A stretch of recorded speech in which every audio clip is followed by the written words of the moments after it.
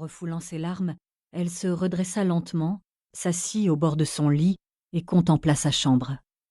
Elle avait 28 ans et se rappela qu'elle en avait 16 lorsque, en guise de cadeau d'anniversaire, elle avait reçu l'autorisation de la décorer à son goût et décidé de faire peindre les murs en rouge. Pour la courte pointe, les coussins et le tour de lit, elle avait choisi un tissu fleuri blanc et rouge cerise. Le gros fauteuil rembourré dans un angle était celui où elle s'installait pour faire ses devoirs au lieu de s'asseoir à son bureau. Ses yeux se portèrent sur les rayonnages que son père avait aménagés pour y placer les trophées gagnés par les équipes de football et de basket dont elle faisait partie au lycée. « Il était si fier de moi », pensa-t-elle tristement. « Il voulait refaire toute la décoration lorsque je suis sortie de l'université, mais j'ai refusé. Peu importait que la pièce ait encore l'aspect d'une chambre de collégienne. » Elle songea qu'elle avait eu la chance de n'avoir été confrontée à la mort dans sa famille qu'à l'âge de 15 ans, quand sa grand-mère s'était éteinte dans son sommeil. J'adorais Grandma, mais j'ai béni le ciel qu'elle ait échappé à toutes les misères de la vieillesse. À 86 ans, ses forces déclinaient et elle ne voulait dépendre de personne. Maria se leva, saisit sa robe de chambre au pied du lit et l'enfila, nouant la ceinture autour de sa taille mince. Les circonstances étaient différentes aujourd'hui. Son père n'était pas décédé de mort naturelle. Il avait été assassiné pendant qu'il lisait, assis devant son bureau, au rez-de-chaussée. La bouche sèche, elle se posa pour la énième fois la même question. Maman se trouvait-elle dans la pièce à ce moment-là? Ou y est-elle entrée après avoir entendu la détonation? Et serait-il possible que ce soit elle qui ait commis cet acte? Oh mon Dieu, faites qu'il n'en soit pas ainsi. Elle se dirigea vers la coiffeuse et se regarda dans le miroir. Elle était si pâle. Elle ramena en arrière ses cheveux bruns mi-longs. Ses yeux étaient gonflés de toutes les larmes versées ces derniers jours. Une pensée saugrenue lui traversa l'esprit. Je suis heureuse d'avoir les yeux bleus foncés de papa et d'être grande et mince comme lui. Cela m'a servi pour jouer au basket. Je ne peux pas croire qu'il ne soit plus là, murmura-t-elle, se souvenant de son 70e anniversaire, 3 semaines auparavant. Elle se remémora l'un après l'autre les événements des 4 jours qui venaient de s'écouler.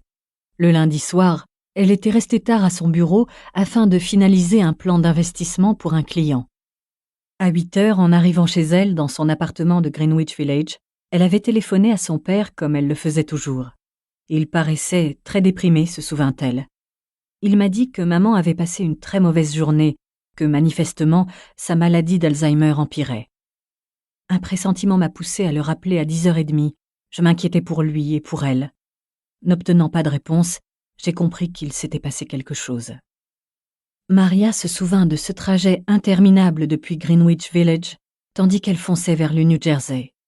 En chemin, elle avait tenté de rappeler à plusieurs reprises. Il était 11h20 quand elle s'était engagée dans l'allée et avait couru dans le noir vers la maison en cherchant fébrilement dans sa poche la clé de l'entrée.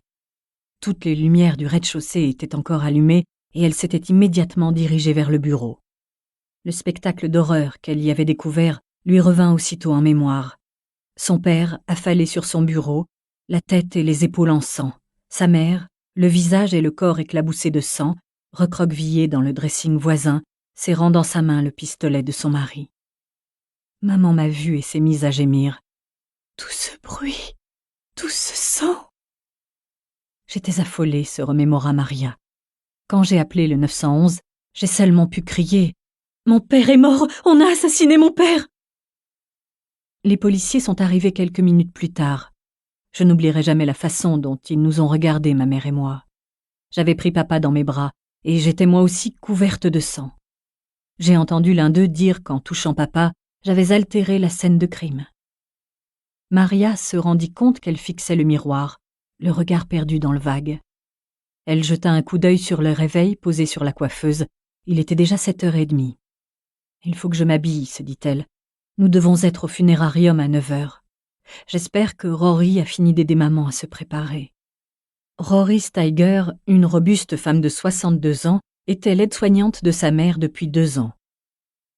20 minutes plus tard, après être passée sous la douche et avoir séché ses cheveux, Maria regagna sa chambre, ouvrit la porte de la penderie et en sortit la veste blanche et noire et la jupe noire qu'elle avait choisi de... Pour continuer à écouter ce livre audio gratuitement, cliquez sur le lien dans la description et vous pourrez l'écouter en entier sans frais grâce à l'essai de 30 jours d'Audible.